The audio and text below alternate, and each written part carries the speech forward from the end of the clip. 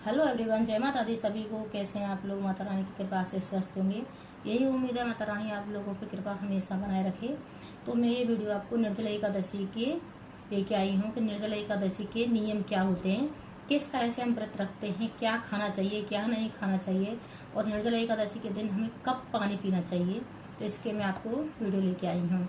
तो निर्जला एकादशी का वैसे दोनों तरह की जो एकादशी होती है, नियम 3 दिन का होता है। 10वीं के दिन से ही नियम स्टार्ट हो जाते हैं।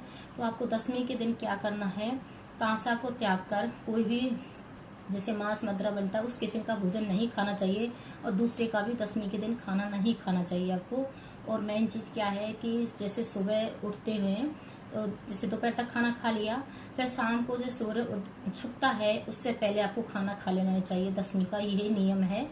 अगर आप खा रहे हो तो एक टाइम, नहीं तो 10वीं को एक टाइम ही खाना खाया जाता है। अगर आपकी बस सामर्थ्य नहीं है शरीर में तो 2 टाइम खाना खा सकते हैं, पर चावल नहीं खा सकते उसमें। और दोपहर मतलब सूर्य छुपता है उसी टाइम पहले खाना पीना खा लें, फ्रूट्स वगैरह कर लें। फिर हमें सुबह उठना है। और ये भी बता देती हूँ, एकादशी 6 जून को ही पड़ रही है। निर्जला एकादशी जो है 6 जून को ही पड़ रही है, क्योंकि जो भी व्रत हम रखते हैं उदती तिथि में ही रखते हैं ये व्रत। तो क्योंकि 2:15 से स्टार्ट हो रही है, जैसे सुबह हमारी उदती तिथि पड़ेगी, सूर्योदय होगा तो हमें एकादशी स्टार्ट हो जाएगी। और वार्ष के दिन जैसे 7 जून को वो 4:47 पे खत्म समापन हो रही है एकादशी। सुबह में 4:47 पे तो ये समापन हो जाएगी। तो हमारा व्रत हमें 6 जून को ही रखना चाहिए। बहुत लोग 7 का भी बोल रहे हैं, तो ये आपकी मर्जी है किस दिन रखना है। वैसे 6 जून को ही रखना चाहिए एकादशी, निर्जला एकादशी का व्रत। और ये हमें किस प्रकार से करना चाहिए, हमें पानी पीना चाहिए नहीं पीना चाहिए। तो हमें जैसे ब्रह्म मुहूर्त में उठ जाते हैं 3 बजे, जैसे भी उठ जाते हैं उस टाइम आप पानी पी सकते हैं थोड़ा सा मीठा डाल के। अगर सुबह जल्दी उठना है आपको, थोड़ा सा पानी में चीनी डाल के या मिश्री डाल के आप पानी पी सकते हैं। उसके बाद बिल्कुल भी पानी नहीं पी सकते हैं। अगर आप पहली बार निर्जला एकादशी रख रहे हैं तो आप थोड़ा सुबह जल्दी उठकर पानी पी सकते हैं। बहुत लोगों को जैसे उस 10वीं के दिन ऐसी चीजें ना खाएं जिससे आपको प्यास लगे, तो क्योंकि बहुत गर्मी का महीना होता है, ज्येष्ठ का महीना होता है, तो आपको ऐसी चीज ना खाएं। अगर हो सके तो थोड़ा मीठा, जैसे रसगुल्ले जो व्हाइट वाले आते हैं उससे प्यास कम लगती है। ये सबसे मैं आपको बता रही हूँ कि मैंने क्योंकि जो व्रत रखते हैं तो उसमें ये पानी को थोड़ा रोकता है। उस दिन अगर आप रात को सोते टाइम थोड़े व्हाइट वाले रसगुल्ले खा लें तो ये आपका प्यास को रोकेगा। ये कर सकते हैं। अगर आपको जैसे फिर उसके बाद में आपको पानी नहीं पीना, मैंने पानी के लिए बोला था 3 बजे के बाद आपको पानी नहीं पीना है सुबह उठकर, और फिर पूरे दिन पानी नहीं पीना है। जब द्वादशी आएगी, जब ब्रह्म मुहूर्त में उठकर, उसका भी आपको मुहूर्त देखना पड़ेगा, पारण का समय कितने बजे से है। तो जब हमने पारण का समय हम देख लेंगे, नहा धोकर जल्दी हमें पारण करना है। और उस दिन चावल की खीर बनानी है ठाकुर जी को भोग लगाने के लिए। तो आपको ठाकुर जी के लिए भोग बनाने के लिए खीर बना के ही आप स्टार्ट करोगे, भोग लगाएंगे, तब हम पानी पियेंगे। पूजा पाठ करके तब हम पानी पियेंगे। और ये भी आपको पारण का समय देख लेना है। फिर आपको जैसे हमें पूरे दिन क्या करना है, कैसे हमें पूजा करनी है। एकादशी के दिन हमें पीले वस्त्र धारण करने हैं। अगर किसी के पास पीले वस्त्र नहीं है तो रेड भी, पिंक भी, जो भी ये भी चलेगा। अगर थोड़ा बहुत कोई भी वस्त्र अगर येलो कलर का है आपके पास, जो भी एकादशी रखता है वो रखता है, जो इंसान वो पीले वस्त्र जरूर रखता है अपने पास। अगर बाई चांस गाँव में बहुत लोगों के पास नहीं होते हैं, हर इंसान के पास नहीं होती है, तो वो दूसरे वस्त्र भी धारण कर सकता है। पर वो हो रेड हो ऐसे, पर पीला हो तो अच्छा भी रहता है। और हमें नहा धोकर अपनी मंदिर एक दिन पहले साफ कर लेनी चाहिए। 10वीं के दिन ही मंदिर साफ करके, क्योंकि सुबह जो हम एक टाइम के अनुसार ही पूजा पाठ करते हैं, ब्रह्म मुहूर्त में करते हैं। इस एकादशी का हमारा पूजा करने का शुभ मुहूर्त कौन सा होता है, उसी टाइम हम पूजा करते हैं। तो उस टाइम नहाएंगे धोएंगे तो इतना जल्दी नहीं हो पाएगा। तो हम मंदिर को एक दिन पहले ही साफ कर लें, और उसमें पीला वस्त्र जरूर बिछाएं। अगर आप चौकी लगा रहे हैं तो पीला वस्त्र लगाएंगे फिर अपने जो इष्ट देव हैं हमारे विष्णु भगवान, उनको विराजमान करेंगे।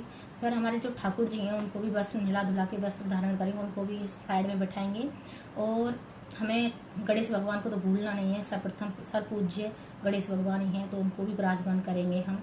और निर्जला एकादशी में मतलब जल का बहुत बड़ा मतलब दान होता है, क्योंकि इस टाइम बहुत गर्मी होती है, तो एक घड़े का दान सबसे महादान होता है ज्येष्ठ के महीने में। तो हमें निर्जला एकादशी में जल का ही दान किया जाता है। बहुत लोग रोडों पे शरबत का लगाते हैं, पानी पिलाने का भी लगाते हैं। अगर आपसे जो सामर्थ्य हो दान दे सकते हैं, अगर सामर्थ्य जितना हो, ये नहीं बोल रही मैं इतना दो उतना, कुछ नहीं, जो सामर्थ्य है आप कर सकते हैं। आपको करना क्या है, एक घड़ा लेना है, उसमें थोड़ा सा मीठा डाल के और जैसे पूजा में रखना है वो घड़ा आपको, और एक जो हवा करने के लिए जो पंखा आता है वो भी लेना है। और जो मौसमी जो फल होते हैं, खरबूजा है तो खरबूजा ही ज़्यादा रखते हैं, आम भी रख सकते हैं। जो मौसम के अनुसार जो फल होते हैं पूजा में वही रखा जाता है, उसका भी दान किया जाता है। तो आप इस प्रकार से रख सकते हैं। और पंडित जी को जाके दूसरे दिन द्वादशी को दान दक्षिणा दे के आ जाएं, और वो घड़े का भी आप मंदिर में दान करके आ जाएं। तो वो भी घड़ा भी जल का घड़ा दान करने का सबसे बड़ा महत्व है। और आपको भूखों को खाना खिलाना या राशन देना, कुछ भी आपसे जो सामर्थ्य वो दे सकते हैं। एकादशी का नियम यही है कि पहले हम मंदिर जाएंगे, पहले हम ठाकुर जी का भोग लगा के हम मंदिर जाएंगे, मंदिर को पंडित जी को दान दक्षिणा दे के गऊ को रोटी खिला के तब हम खाना खाएंगे। पर उस दिन खीर जरूर बनानी चाहिए ठाकुर जी का भोग लगाने के लिए, क्योंकि जो द्वादशी के दिन चावल खाया जाता है, तो चावल से स्टार्ट की जाती है। जो भी हमारा जो पारण का टाइम होता है, जो पारण हमें खोलते हैं अपने व्रत को, वो चावल के द्वारा ही खोला जाता है। तो मैंने तो इतना ही सुना है, इसलिए मैं आपको बता रही हूँ जो मेरे को पता है आप उसमें। हाँ, तुलसी जी में वैसे द्वादशी को तुलसी जी नहीं तोड़नी चाहिए, सबसे श्रेष्ठ वाला वो है। बहुत लोग बोलते हैं एकादशी को नहीं तोड़नी चाहिए, पर मैंने बहुत, जैसे मैं भी बहुत हर चीज़ को देखती हूँ, सुनती हूँ, भागवत सुनती हूँ, सब कुछ सुनती हूँ। तो एकादशी के दिन तुलसी में जल भी दे सकते हैं, क्योंकि महात्मा जी जो पंडित जी हैं सब लोग बोलते हैं कि एकादशी के दिन हम जल भी दे सकते हैं और पत्ते भी तोड़ सकते हैं। पर हम द्वादशी के दिन ना तो पत्ते तोड़ सकते हैं ना जल दे सकते हैं। इस बात का विशेष ध्यान रखना है कि बहुत लोगों को नहीं पता है, बहुत लोग द्वादशी को पत्ते तोड़ते हैं और जल भी देते हैं, पर उल्टा है भाई। एकादशी के दिन जल दे सकते हैं और द्वादशी के दिन जल नहीं दे सकते तुलसी माता में। और तुलसी का पूजन भी कर सकते हैं आप लोग, दीपक जला के माता रानी को पूजा पाठ कर सकते हैं। इसी प्रकार से एकादशी का व्रत पूर्ण होता है। साफ सुथरे ब्रह्मचार का पालन करना है भाई, साफ सुथरा रहना है एकदम, बिल्कुल इधर उधर कहीं भी किसी की चुगली नहीं करनी है। सबसे मन अच्छा है तो सब कुछ सही है। तो आपको अपना चुगलियों में नहीं बैठना है, जहाँ चुगलियाँ हो रही हैं उससे बचना है आप लोगों को। तो ये मैंने जो देखा है, जो सुना है, मैंने वो आपको बता दिया है। और बैंगन नहीं खाना है, दशमी के दिन भी बैंगन नहीं खाना है और द्वादशी के दिन भी बैंगन नहीं खाना है। इस बात का भी विशेष माना जाता है। और मसूर की दाल और चने की दाल भी नहीं खाई जाती है उस दिन। दशमी के दिन से ही स्टार्ट हो जाता है। तो आप दशमी के दिन चने की दाल वगैरह ना बनाएं, मसूर की भी दाल ना बनाएं, क्योंकि मसूर की जो दाल होती है वो मांसाहारी में आती है, तो व्रत में नहीं खाई जाती। और एकादशी का व्रत का जो नियम होते हैं वो वही बहुत कठिन होते हैं, वो तो निभाने ही पड़ेंगे। तो आपको अगर एकादशी का व्रत रखना है इस प्रकार से ही रखना है। आपको एकदम जिसे शुभ मुहूर्त के अनुसार ही पूजा पाठ लगती है, हमें उस हिसाब से करना है। और 12 मतलब 26 जो आती हैं एकादशी महीने की, तो उस हिसाब से महीनों में जैसे होता है पूरा, और जो बुक आती है उसका पाठ करें। और इस प्रकार से आप कहानी सुन के हर मास की हर जो एकादशी की मतलब एक महीने में 2 एकादशी पड़ती हैं, उसकी हर मास की कहानी आती है। तो आप वो जाके दुकान से खरीद के लेके आ जाएं एकादशी की हर महीने की कहानी के अनुसार। तो वो आप पढ़ के अपना व्रत पूर्ण करें। इस प्रकार से व्रत होता है एकादशी का।